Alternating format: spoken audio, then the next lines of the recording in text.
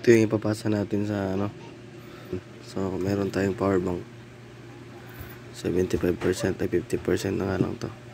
So step up converter ng DC, i-store natin sa capacitor, umabot ng 100 or 1000 kilovolts na DC sa capacitor. Then meron tayong roller switch.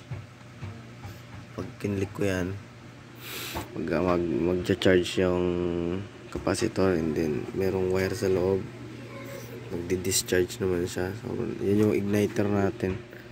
So pindot ko ng roller switch, pakpak, diba? Yan. Siyempre pag nag-spark yan, may alcohol, puputok. Pero yan parang pang ano ng ice cream. Teka nga, tanggalin yung ano, yan. Nakikita nyo. Yan.